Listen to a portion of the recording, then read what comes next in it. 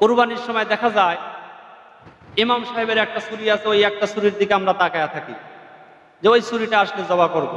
এরকম আমরা করব না। আমরা কি করব? যারা কুরবানি করব তারা একটা করে ছুরি বানাবো আগেই।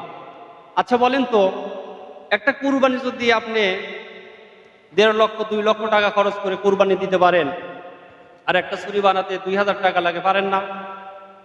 একটা ইমাম সাহেবের কাছে হয়তোবা একটা দুইটা ছুরি থাকে, দেখা যায় একটা দিয়ে একটা মারলেই ছুরির দাঁড় শেষ।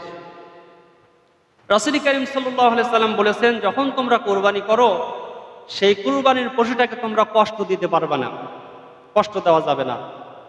আপনি যে ছুরি ধার কাটালেন, আপনার কাছে যদি একটা থাকে তাহলে একটা দিয়ে যখন করলেন ওই পশুটা কষ্ট কম পাবে। সেজন্য আমরা যারা কুরবানি দিব আমরা সকলেই একটা করে ছুরি বানানোর চেষ্টা করব কুরবানি দেওয়ার জন্য।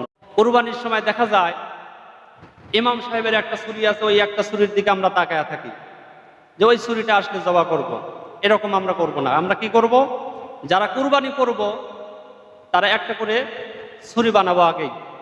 আচ্ছা বলেন তো, একটা কুরবানি যদি আপনি 1.5 লক্ষ 2 লক্ষ টাকা খরচ করে কুরবানি দিতে পারেন, আর একটা ছুরি বানাতে 2000 টাকা লাগে, পারেন না? একটা ইমাম সাহেবের কাছে হয়তোবা একটা দুইটা ছুরি থাকে, দেখা যায় একটা দিয়ে একটা মারলেই ছুরির দাঁড় শেষ। রাসূল করিম সাল্লাল্লাহু আলাইহি সাল্লাম বলেছেন, যখন তোমরা কোরবানি করো সেই কুরবানির পশুটাকে তোমরা কষ্ট দিতে পারবে না, কষ্ট দেওয়া যাবে না। আপনি যে ছুরি ধার কাটালেন, আপনার কাছে যদি একটা থাকে তাহলে একটা দিয়ে যখন করলেন ওই পশুটা কষ্ট কম পাবে।